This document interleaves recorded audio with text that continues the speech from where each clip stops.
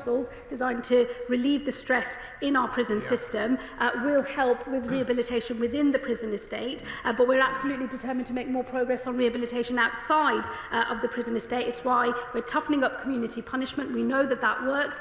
We know that it can be punishment that the country can have confidence in, and we will be working with our colleagues in the health department to think about the availability of drug and alcohol treatment. We will expand our use of sobriety tags, which are already helping offenders come off the drink that often fuels their offending. And as I've asked some tech companies to look at further technological innovation that can help us in this space, the holy grail would be a drugs tag, which I think could make a huge difference to reducing reoffending in our country. And we will continue to press ahead and work as quickly as we can to find further technological solutions.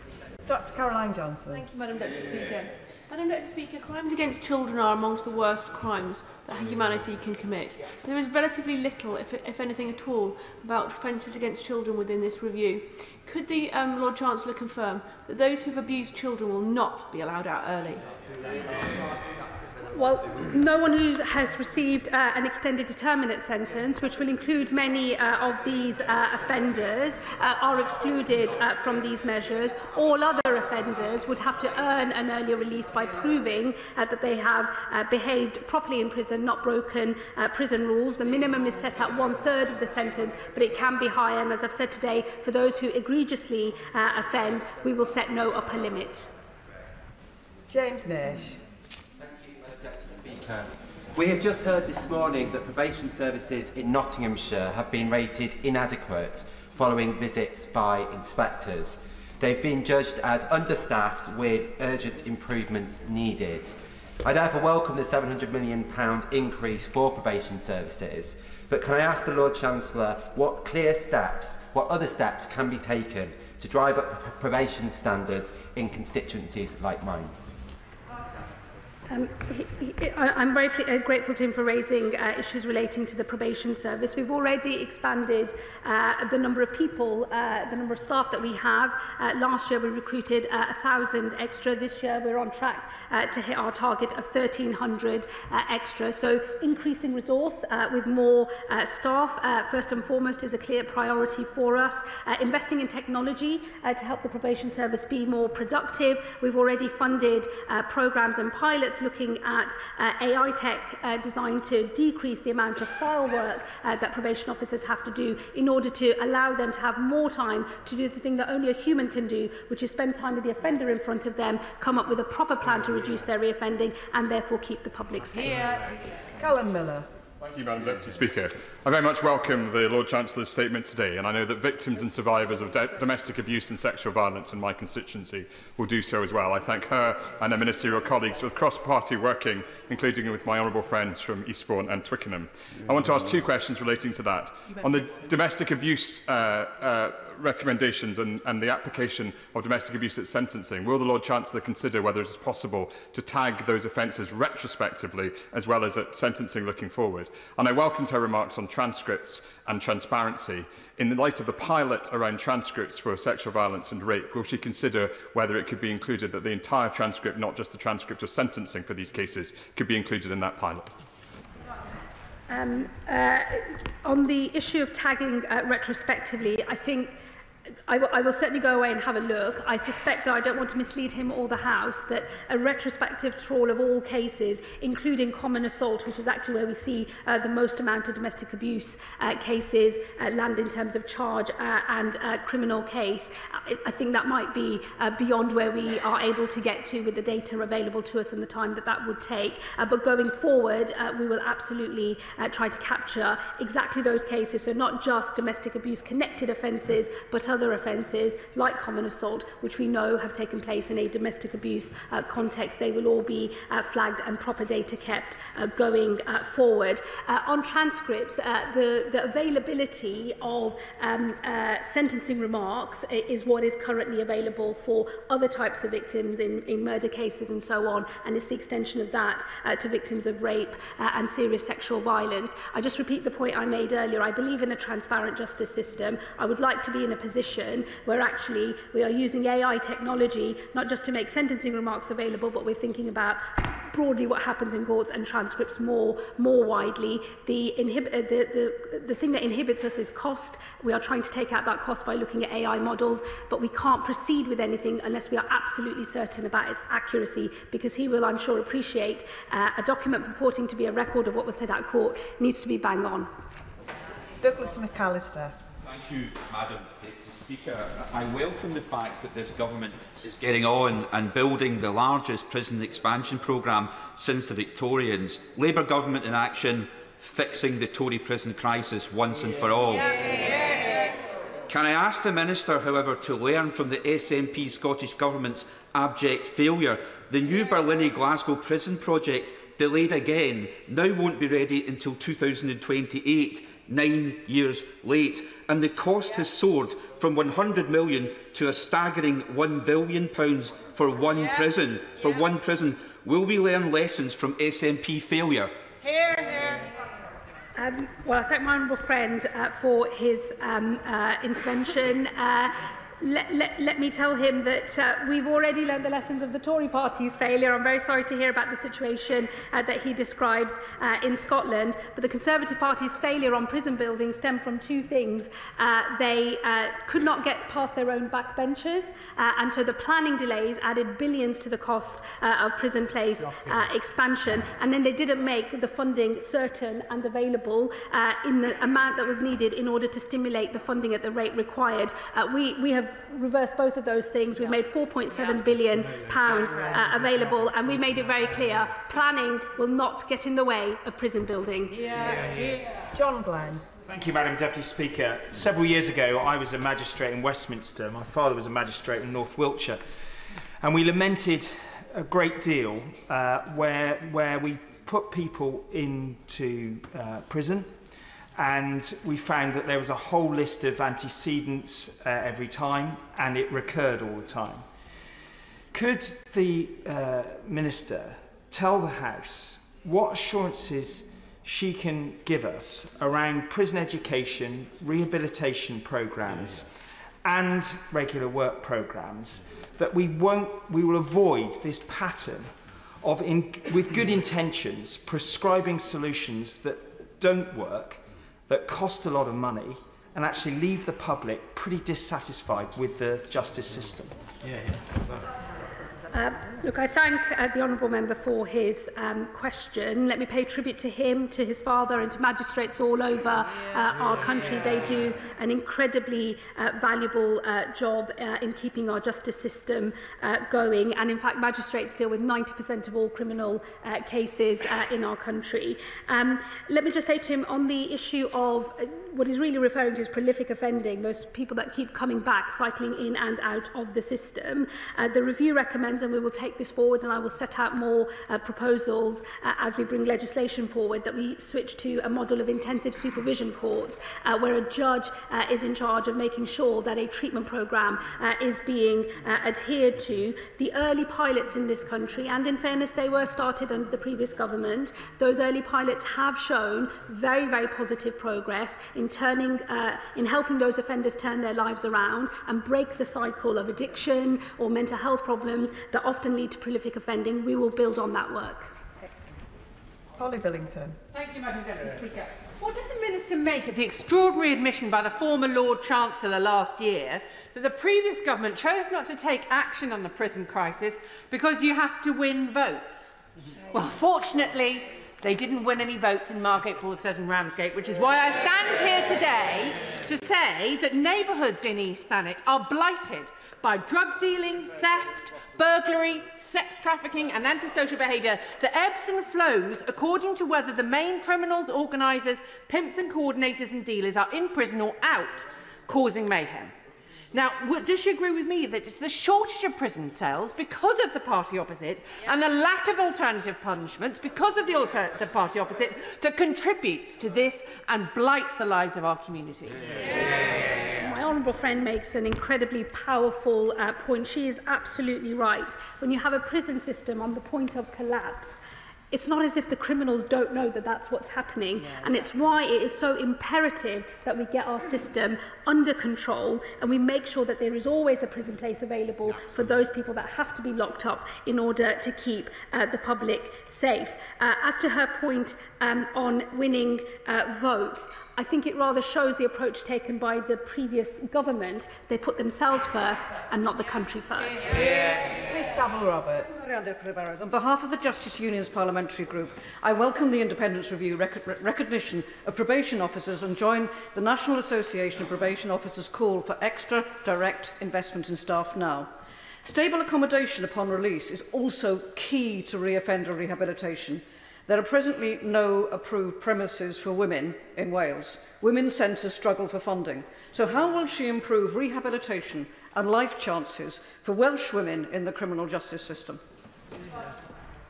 Well, I very much hope that the position for Welsh women will be the same for women in England, which is that we see a huge reduction in the number of women in Wales and in England entering the female prison estate, and that is because the combination of the measures that David Gauke has recommended on short sentences in particular will mean that fewer women go to prison. I will of course work with colleagues across Wales in looking at what more we can do on accommodation provision. I know there's no specific centre in Wales. She and I have discussed that. Previously, it was a promise made by the previous government without any funding attached to it. And so I was not able to make decisions when I first came into office that could reverse that. But we will work with the Women's Justice Board and others to make sure that the offer for women who are now no longer going to be going to prison is still strong and helps them on their rehabilitation journey. Jonathan Hinder. Thank you, Madam Deputy Speaker. This is a day of shame for the Conservative Party. One of their own has laid bare the scale of their failure in leaving us with nowhere to put the prisoners. They used to call themselves the Party of Law and Order. We'll take it from this former police inspector. They lost that label long ago and they are never getting it back. But moving forward, the criminal justice system is just that, a system. Decisions taken on policing, courts, probation, prisons, all affect one another. So can the Lord Chancellor assure me that the implications for policing and the enforcement of these sentences is being taken into account when we roll out these changes? My honourable friend is absolutely right. It is a day of shame for the Conservative Party. I'm sorry to see that their attitude today is shameless.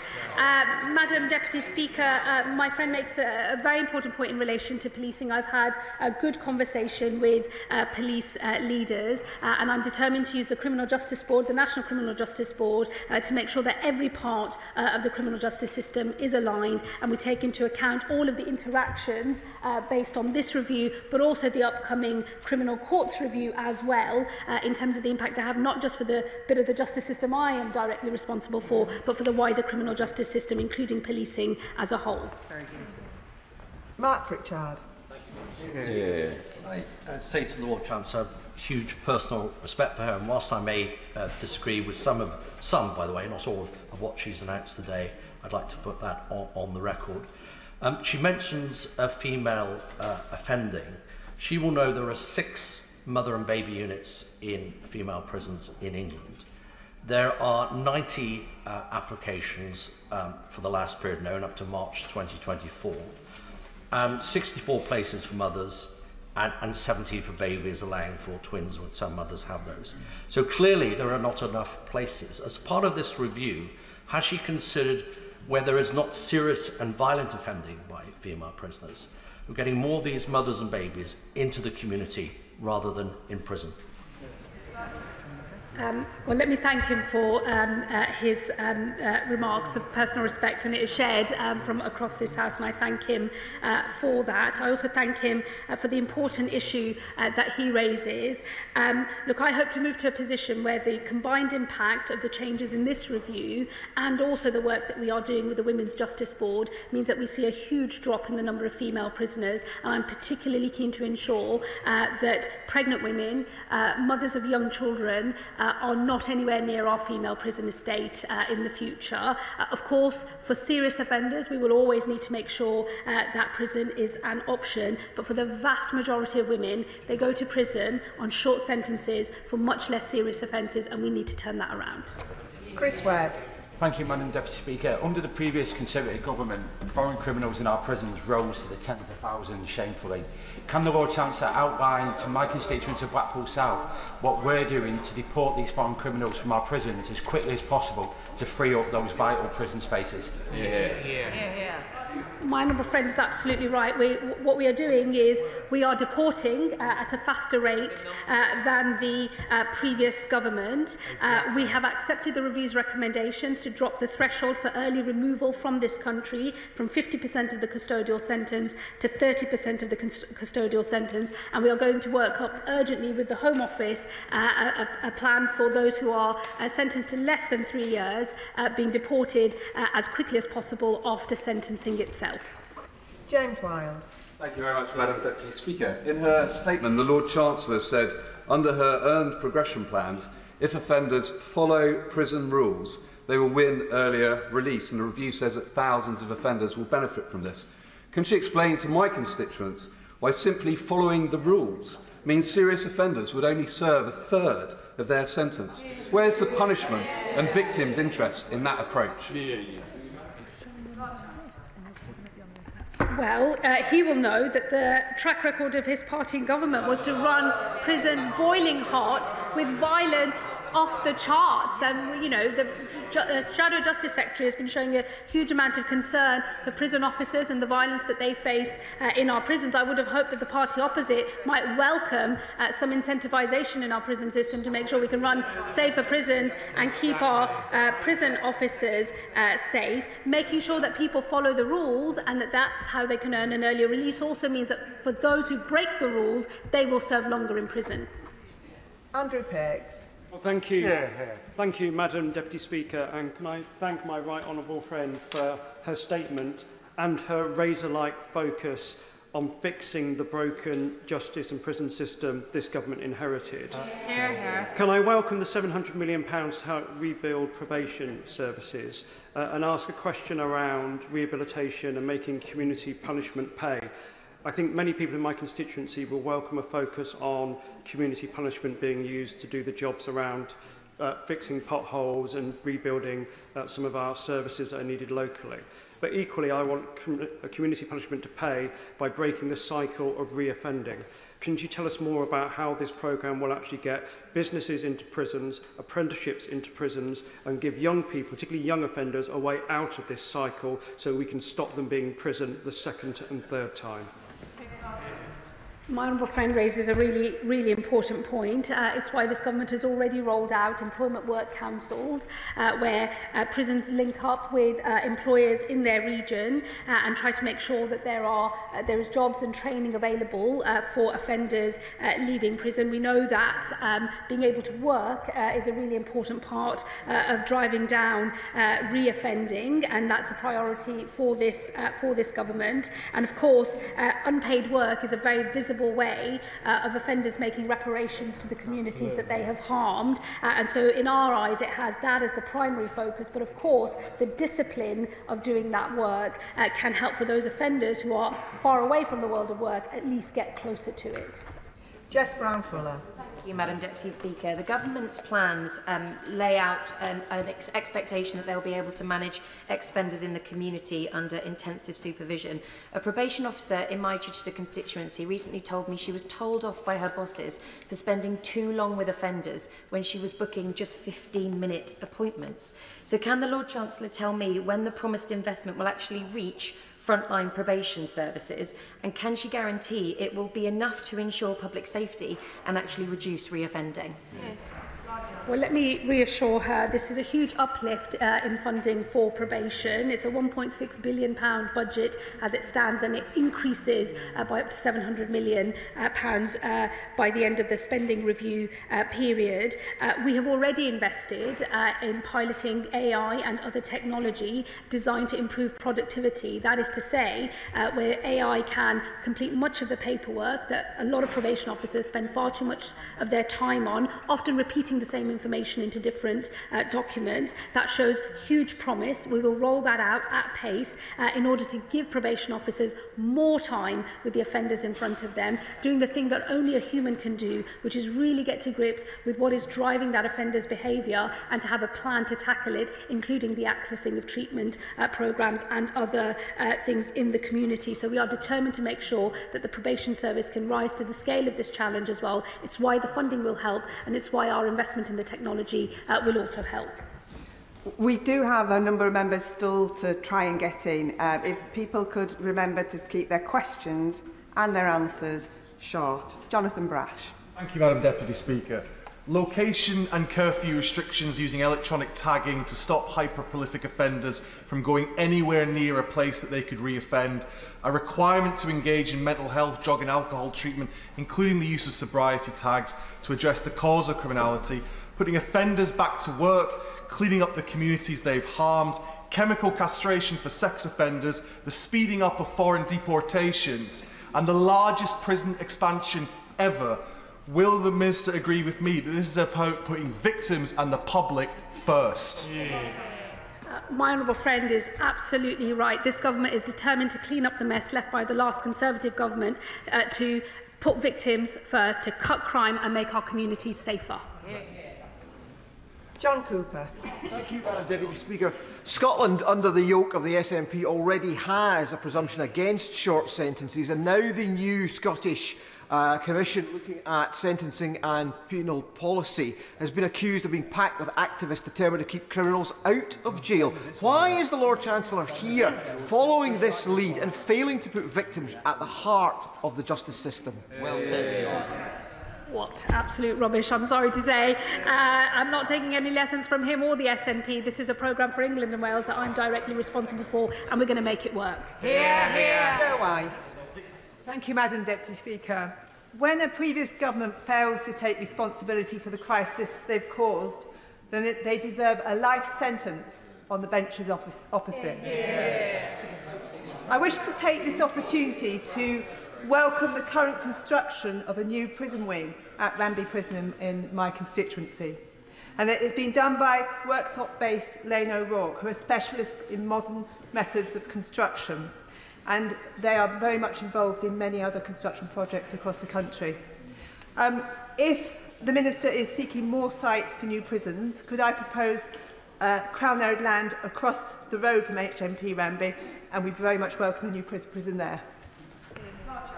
I shall take her early bid for further building in her constituency under advisement immediately. Blake Stevenson. Thank you, Madam Deputy Speaker. Under these proposals, foreign criminals will be deported after serving 30% of their sentence, and I appreciate that this is an improvement. The public want them to be deported right away. Does the Lord Chancellor?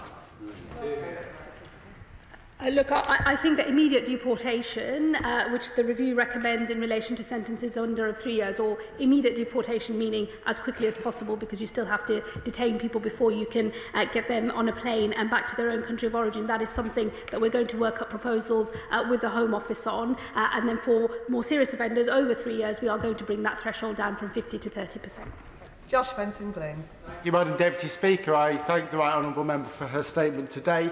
It's a sensible response to the over-incarceration and prison places crisis. But can my honourable friend assure my Calder Valley constituents that notwithstanding these changes, the underreported and under-prosecuted crimes such as violence against women and girls will continue to be prioritised by this government? Absolutely. This government is going to make sure that we are running a prison system that is sustainable and not on the point of collapse, so that we can make sure that dangerous offenders in this country are still being locked up, and we will make progress on our broader mission to halve the levels of violence against women and girls over 10 years. Tessa Mond. Thank you, Madam Deputy Speaker. I welcome the Lord Chancellor's statement and the work that David Gork has put in to inform everything that's happening today. As a member of the Justice Committee, I'm looking forward to seeing him before us shortly. Can I see clarity referred to as the so-called medication to manage problematic sexual arousal? And can she place the current research and conclusions that are available so far in the library so that we can all have information to understand what is involved in the data on which she and David Gork have relied? I'm very happy to make sure that the evidence is available. What I would say to her is that the very small-scale pilot that I inherited had been running for some time without anybody really paying a huge amount of attention to it. The evidence from other jurisdictions where this is being rolled out a bit more widely is stronger, but our rollout, and I want to get to a national rollout, will start with 2 extra regions, 20 more prisons, and we will build the evidence base. We want things that work, but I do believe that the combination of chemical suppressants with psychological interventions can help with a cohort of particularly difficult sex offenders. Ben Goldsborough. Thank you very much, Madam Deputy Speaker. So, in the last 4 years of the last Conservative government, the number of foreign national offenders increased. Now, call me old-fashioned, but I believe that those who commit crimes within the UK who are not UK citizens should not serve their sentence here. Now, today's report makes a good progress forward. I'd welcome my honourable friend to actually tackle this issue urgently, because it's what South Norfolk wants to see, and it will get capacity back to our prisons. My honourable friend is absolutely right. We're already deporting more foreign national offenders than the previous government. We are taking forward the measures from the Gork Review to speed up and get more foreign offenders out of our system and back into their countries of origin. Charlie Dewhurst. Thank you, Madam Deputy Speaker. Now, I wholeheartedly support my honourable friend, the member for Mid-Bedfordshire, on his call for the immediate deportation of foreign criminals. But what is the Lord Chancellor doing to ensure that the courts are not holding up these deportations, and that once deported, these criminals are never allowed back on these shores? Well, you may have seen we've already announced, the Home Secretary, when she did the immigration white paper, I think just last week, that we are reviewing the use of Article 8 in relation to immigration cases. We'll bring forward our proposals on that in due course. We won't allow the misuse of our courts and the use of Article 8 to stop people who've got no right to be in this country from being able to stay in this country. But that will require changes to the immigration rules, which the Home Secretary is working on. Justice Secretary. Does the Lord Chancellor agree with me that the voluntary community sector can play a vital role in supporting offenders to rehabilitate and gain vital employment and housing, such as Pathways Care Farm and Access Community Trust in my constituency of Lowestoft, who helped to prevent this reoffending? I thank my honourable friend. She let me pay tribute to the organisation in her constituency. Voluntary organisations such as that in her constituency play a hugely important role in helping the justice system succeed at rehabilitating offenders, and we will continue to work closely and build on the review's recommendations in this area. Rachel Gilmore. Thank you, Madam Deputy Speaker. Having sat on the Public Accounts Committee inquiry into prison overcrowding, I know full well the issue at hand and who to blame. But can the Right Honourable Lady assure me and my constituents that by not jailing criminals, my constituents will not be placed in more danger, and that when these individuals are in the community, that the local community itself will have a voice in the effectiveness and planning of these new sentences, lest we end up with similar community concerns as there are for bail, hospitals in Tiverton and Minehead. Thank you. Well, the thing that puts the whole country at risk, including current victims of crime and future potential victims of crime, is letting our prison system collapse. And I will never let that happen. And the measures that we are taking forward from the review today are designed to make sure this country never runs out of prison places ever again. I will make sure that there is ample time for debate and discussion across this House as we bring our legislation forward. Josh Newbury. Thank you, Madam Deputy Speaker. Is the Lord Chancellor as astounded as I am at the hypocrisy of the party opposite? They really are the arsonists attacking the firefighters. We are having to clean up their mess because, in the words of the National Audit Office, this crisis is a result of their failure to ensure the number of prison places was aligned with criminal justice priorities. I'm afraid, after some months in this job, facing the shadow ministers opposite, nothing about their behaviour surprises me anymore. I'll take notice, I think the country will notice, when they finally offer an apology for the absolute abject mess they left behind. John Davies. Speaker, police officers, magistrates and judges will report that for some offenders, they would rather go to prison to be back with their mates, watching Sky TV, having 3 square meals a day. Will the Lord Chancellor agree with me that those who do go to prison should be treated harshly and more robustly than was the case in the last 14 years of the Conservative government? we want to make sure that our prisons are used to punish offenders, that they have to abide by strict prison rules, that they should engage with programmes in prison in order to bring down their propensity to re-offend, and that ultimately we succeed in keeping his constituents safe by turning out better citizens rather than better criminals. Luke Meyer. Speaker. I think there are thousands of decent, moderate Conservatives all across the country who will have seen the ridiculous spectacle today of the opposition denigrating David Gork, of all people, on the prison system. The review was absolutely clear that short sentences are driving reoffending, with 60% reoffending within the year. So can the Minister set out the steps she will be taking to cut crime and create fewer victims? My honourable friend is absolutely right. We have to cut crime, have fewer victims and make sure that our streets are safe. That is why we have to make sure we never run out of prison places, that we never see the breakdown in law and order that would ensue if that were to happen, and that we take forward a package of measures that I've announced today that we will work on in legislation in the coming weeks and months. All of it designed to make sure that we don't run out of prison places, we put victims first and we cut crime in this country. And the last question on the statement, Tristan Osborne. Best until last, Madam Deputy Speaker. As a former police officer, community payback works. Does the Lord Chancellor agree with me and many of my colleagues in the criminal justice system that rehabilitation of offenders, including filling potholes, clearing fly tipping, is not only popular in Chatham and Aylesford, but in Newark and across the country?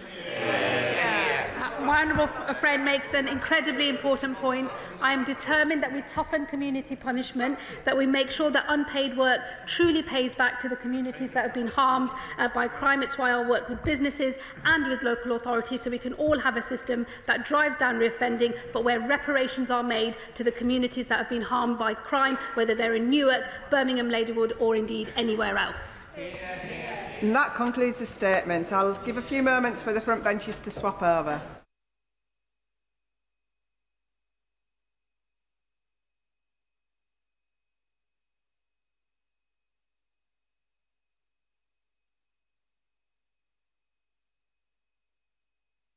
Business statement, Leader of the House. Very much, Madam Deputy Speaker. The business for the week commencing the 2nd of June includes Monday the 2nd of June, second reading of the Bus Services No. 2 Bill, Lords. Tuesday the 3rd of June, consideration of Lords amendments to the Armed Forces Commissioner Bill, followed by, if necessary, consideration of a Lords message. Followed by general debate on dementia care. The subject for this debate was determined by the Backbench Business Committee in an unallotted time. Wednesday the 4th of June, remaining stages of the Product Regulation and Meteorology Bill, Lords.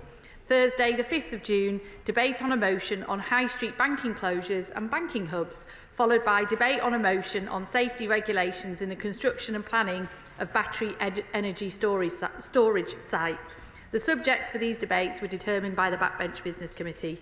Friday the 6th of June, the House will not be sitting. The provisional business for the week commencing the 9th of June will include Monday the 9th of June, remaining stages of the Planning and Infrastructure Bill, Day 1, Tuesday the 10th of June, remaining stages of the Planning and Infrastructure Bill, Day 2. Shadow Minister Joy Morrissey. Thank you, Madam Deputy Speaker. And it is an honour to be responding again to business questions as we march on to recess. And I know that the Leader of the House has had a challenging few weeks, but I want to start by thanking her for everything that the Leader has done to advocate for members in this House. But first, I want to point out that this morning we learned the government has been prevented from signing their Chagos surrender deal by the High Court. When will the Prime Minister come to the House and explain this latest humiliation and masterclass in how not to negotiate in Britain's interests? Now, I know that members opposite and members across this House have often said things that we regret in the chamber and elsewhere. And I know that the Right Honourable Lady has said she regrets her words on rape gangs. But it is for the victims of those rape gangs to decide whether those regrets are enough. And it is time for the government to finally take action on this scandal. So will she grant a debate in government time on the rape gang scandal and commit the government to the national inquiry the victims deserve?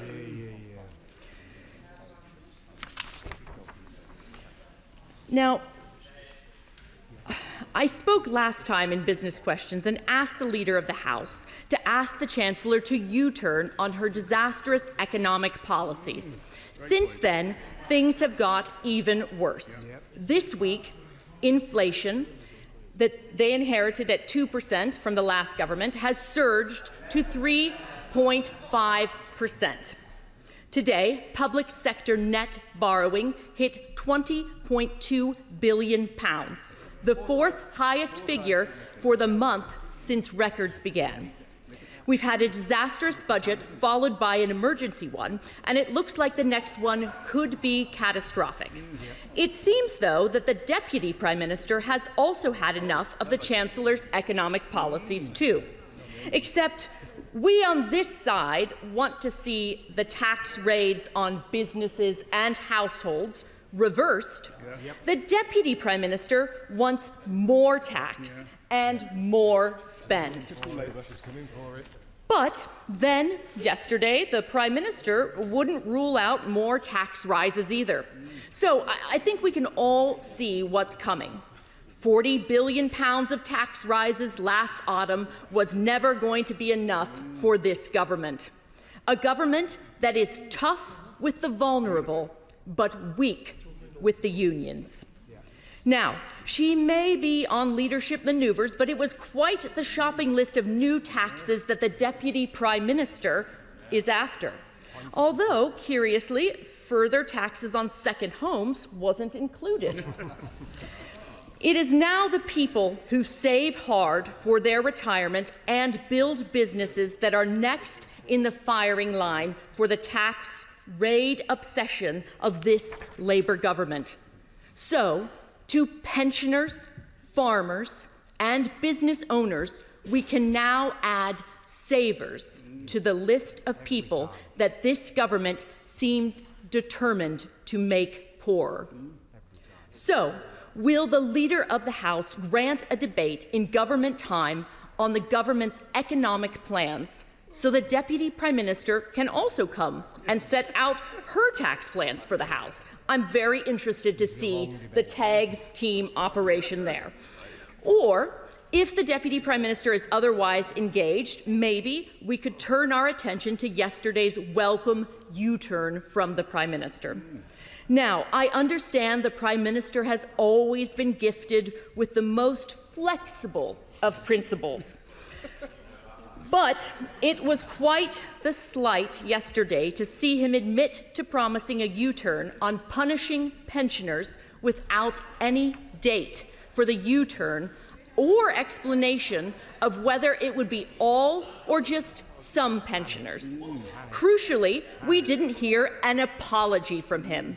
So, will the Leader of the House grant a debate in government time on the winter fuel payment U-turn so the Chancellor or the PM can come to this House and apologize to pensioners and set out when she will give pensioners the certainty they can heat their homes next winter. Let me conclude by saying this. Yes, we are, thank you. We are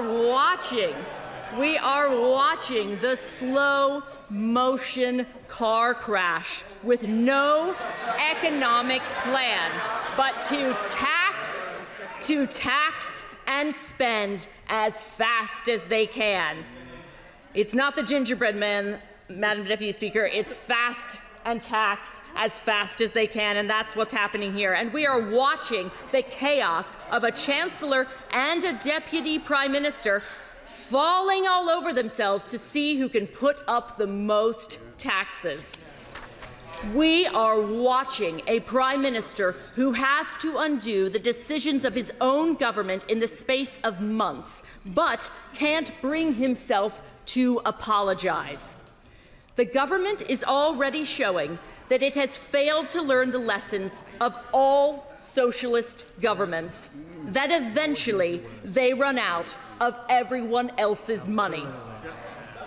This one seems determined to do so in record time.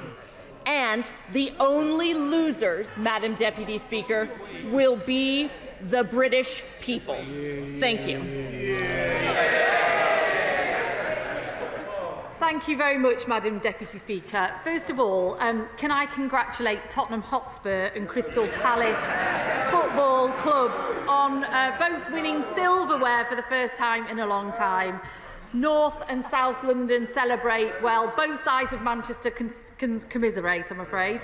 But anyway, she asks me about something important. Can I just say that now that the injunction has been lifted, with the permission of Mr. Speaker, we will do a statement, the Defence Secretary will do a statement later today, probably at the end of business, on the future of the Diego Garcia military base following those developments. And I know the whole House will want to send a very clear message, Madam Deputy Speaker, that we condemn the brutal murder of the Israeli embassy staff in Washington overnight. We stand firmly together against anti-Semitism. And today also marks the 8th anniversary of the Manchester Arena attack in my constituency. And I'm sure the thoughts of the whole House will be with the families of those affected. I also want to put on record my reflection of the determination of Figan Murray with her campaigning for Martin's Law. I'm really proud that it was this Labour government and our Prime Minister who kept that promise to Figan to introduce Martin's Law, which is now an Act of Parliament. Today also marks a day a year since the general election was called, Madam Deputy Speaker. In the rain, I think we all remember that. But let's be honest, the rain is still pouring on the Conservative Party. They don't seem to have learnt very much. They might have thought that from that day things couldn't get even worse, but they are doing, aren't they? But I do want to say to the Honourable Lady, I very much respect her and enjoy working with her on the Modernisation Committee and across the House, and I thank her for yet again stepping in at short notice to cover for the Shadow Leader, who I think is performing other parliamentary functions elsewhere. I'm sure we'll see him back soon. She asks me about grooming gangs, and I just want to be absolutely clear that this government, myself included, we want the victims and the survivors to be at the absolute heart of everything that we do, and that their terrible experiences are acted on and that those responsible are brought to justice. And that's exactly what we are doing. And we will leave no stone unturned in bringing about justice for the victims. And what they want first and foremost is for action to be taken for all of those recommendations, those many recommendations of the previous national inquiry to be implemented, and that's what we're doing. And also that Louise Casey's full audit of these matters will be brought to this House in very short order.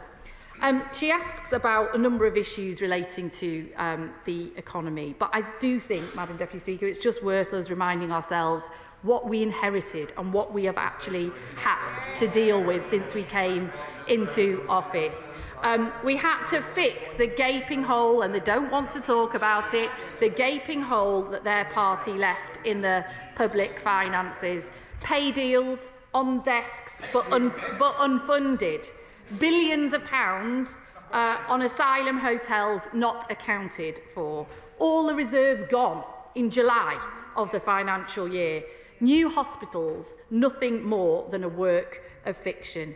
And that's why we had to come in and fix the economy and get economic stability back into the economy.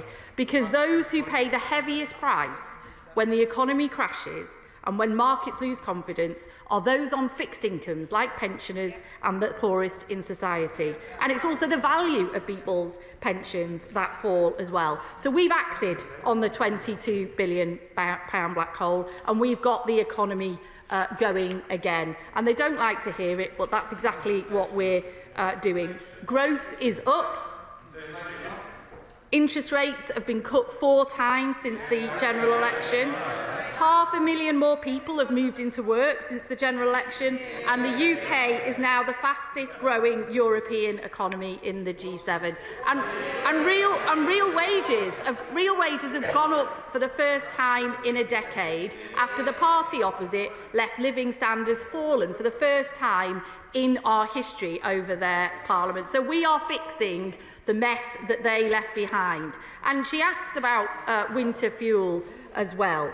And as the Prime Minister made clear yesterday, now that the economy is showing those signs of recovery because of the actions that we've taken, we want to look at that threshold. Because first and foremost, we want to make sure that people feel the benefits of that economic growth and that they've got more money in their pockets, and that includes pensions as well. However, we won't be making spending commitments without saying where the money's coming from, and it's absolutely right that those decisions are made in a future fiscal event, as the Prime Minister said yesterday.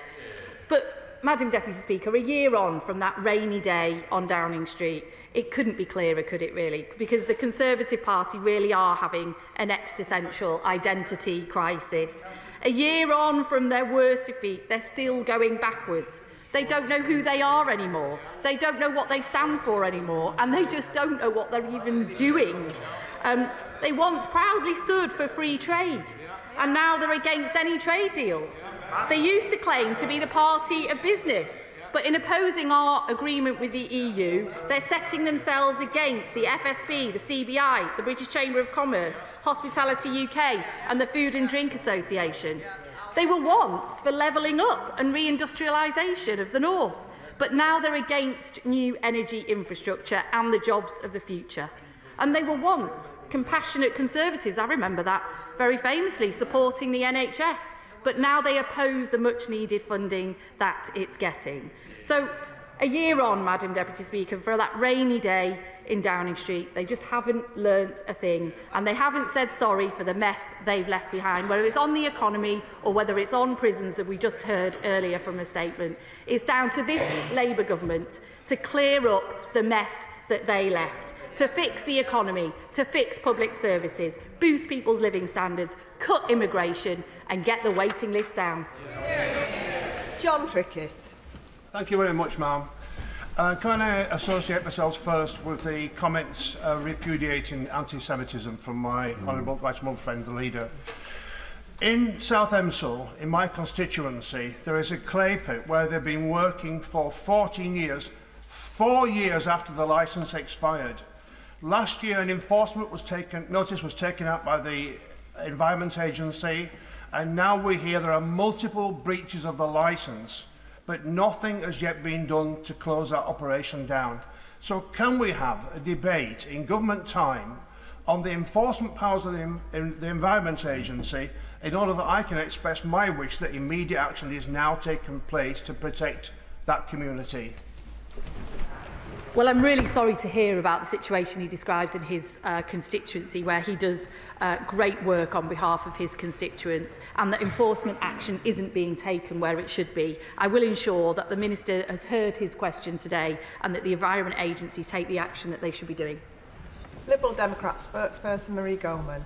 Thank you, Madam Deputy Speaker. Yesterday, it was revealed by the charities Tommy's and Sands that, tragically, delays in improving NHS maternity care are costing the lives of hundreds of babies a year. It follows the Care Quality Commission's findings that 65% of maternity units are not sufficiently safe, putting women and babies under threat. So will the leader grant government time to debate the crisis unfolding in our maternity units, the failure to implement the immediate and essential actions in the Ockenden review, and the government's decision to end the ring-fencing of £100 million for vital improvements to maternity care? Hear, hear. Well, can I thank her for that question? And as a mother myself, and I'm sure many others across this House, we all pay tribute to the amazing work that midwives and our maternity services do. I'm sure we can all remember every midwife that we have dealt with through our own births and other people's. She's absolutely right that after the parlour state that our maternity services were left in by the previous government, we do need to learn the lessons, and we need to make sure that our maternity services are fit for purpose, that they have the funding that they need, and that we take on board all of the experiences of those that have used the services and of the many inquiries, including the Ockenden inquiry. That's what the Secretary of State is doing. He will come to this House after he's considered all of those findings and all of those conversations to make an update. But can I assure her that the funding levels for maternity services have not gone down at all since the election, even though she describes the ring fence. Caroline Harris. Deputy Speaker. Over the last few days, the Welsh Rugby Union has announced plans to introduce a disproportionate funding formula that will disadvantage both the Ospreys and the Scarlets Rugby Union teams. Will the Leader of the House ask colleagues at the Department of Culture, Media and Sport to add their voices to a group of cross-party Welsh MPs who are asking the WRU to find a way to protect and equally support all four equally important regional Welsh rugby teams? Well, she's a great champion for Welsh rugby and raises these issues with me regularly in these sessions, and I'm really sorry to hear about the new funding arrangements. I'm sure that Welsh Rugby have heard her question today and will respond and take action, and I will ensure a minister gets in touch with her as well. On behalf of the Backbench Committee, Martin Vickers. Thank you, Madam Deputy Speaker. The Chairman sends his apologies to you in the House. I know he will be pleased to have heard the Leader's comments about Tottenham Hotspur. In addition to the business already announced, the committee agreed at its meeting earlier this week that there would be another select committee report on Thursday, June the 5th, and that would be the Justice Select Committee. They also agreed debates in the Chamber on the 19th of June on incontinence and Windrush Day, and newly accepted debates for Westminster Hall for the 16th of June would be hydrogen-powered aviation, the role of carers, education in improving social mobility, and Down syndrome regression order.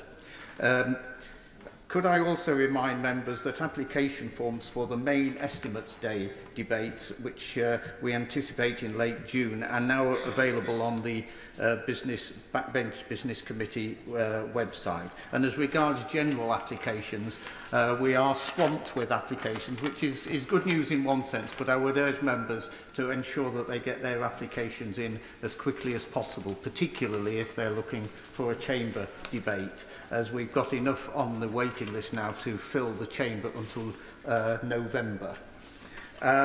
Moving on, Madam Deputy Speaker, last week I was privileged to meet some teenagers from the Teenage Cancer Trust who were in Parliament following submitting a letter into the Department of Health and Social Care.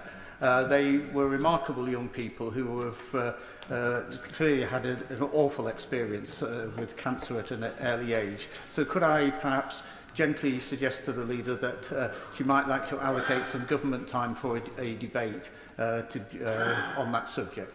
Thank you. Well, can I first of all thank the Honourable Gentleman for stepping in for the Chair of the Backbench Business Committee, who I understand is still out celebrating in Bilbao and might eventually make his way back when he's finished celebrating, hopefully, and we'll look forward to seeing him after recess. And could I also pay tribute to the Honourable Gentleman for all his work that he does in business questions and elsewhere in raising the issues around British Steel and many of those issues in his own area of Scunthorpe. He raises a really important issue of teenage cancer, and I know that many of us have met those young people who are living with cancer and are getting treatment from cancer. I know the Secretary of State is particularly committed to these issues, and I'm sure he will be updating the House regularly. Clive Efford. Thank you, Madam Deputy Speaker. On Tuesday, those that are infected and affected by the contaminated blood scandal protested in Whitehall and handed in letters to number 10 Downing Street. They're angry that they've been excluded from overseeing the compensation process, and that the speed of the compensation process as a consequence of that is very slow. The government has promised a debate in government time on the contaminated blood scandal. Can I ask my right honourable friend, are we likely to get that debate this side of the summer recess? Well, can I thank him once again for raising these important matters, which he does consistently and regularly. He knows that the government is committed to and will pay comprehensive compensation to the infected and affected in the infected blood scandal, and we are working at pace to ensure that compensation is paid out. We are also committed to a debate. We had a statement last week, I think, or the week before, a couple of weeks ago, to this House, and I will ensure that a debate, as promised, is forthcoming. Oliver Dowden. Thank you, Madam Deputy Speaker. I've been working with residents of Meadowcroft Retirement Home in Bushey.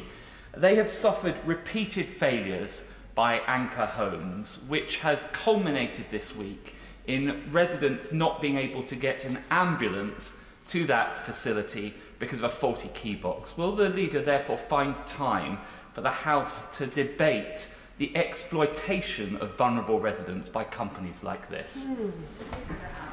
Well, I'm really sorry to hear of this shocking incident from Anchor Homes. They have a responsibility to ensure, as he knows, that care can get in, that ambulances can get in, and this is really shocking to hear. And it's important that we do make sure that our care homes are operating to the highest standards, that they have the best people working there, and that all the residents can be safe and cared for. And I'm sure this would make a very popular topic for a debate.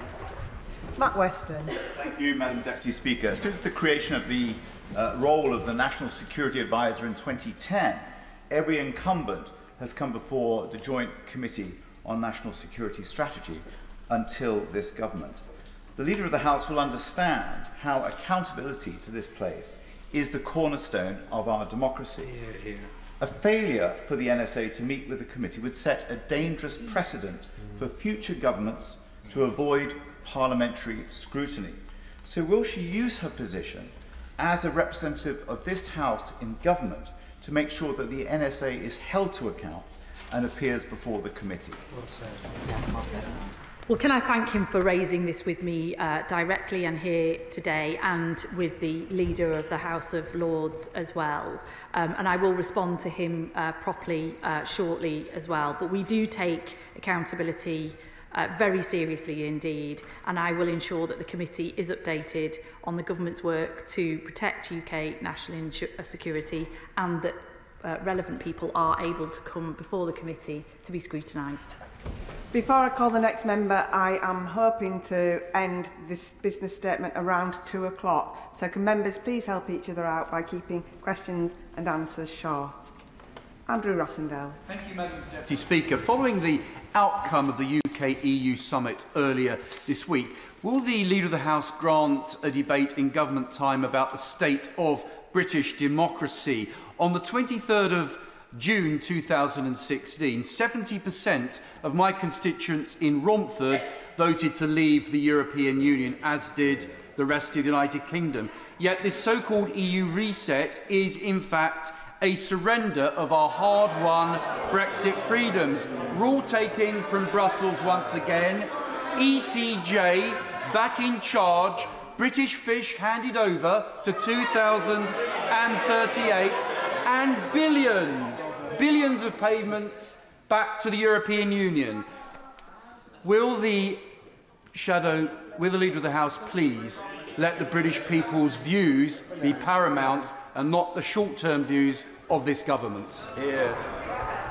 Well, I think what people voted for in the referendum was to leave the European Union, but to retain many benefits of trade and cooperation, which his government failed to negotiate in the aftermath of that referendum, and this government has brought about. And he can't have it both ways, because one of the promises that his government made was that leaving the EU meant we could do lots of other free trade deals with other countries. That's what this government has delivered. A trade deal with India, unique and unprecedented, and a trade deal with the US as well. So we can't have surrendered ourselves to the EU if we're getting those trade deals at the same time as securing the benefits. And he will know that in actual fact what has happened since we've left the EU is that we've had to adopt all the standards and regulations from the EU in order to continue trading with them, but we've had absolutely no benefit from doing that. And now we've got those free trade benefits as well as doing that. So I'm sorry to say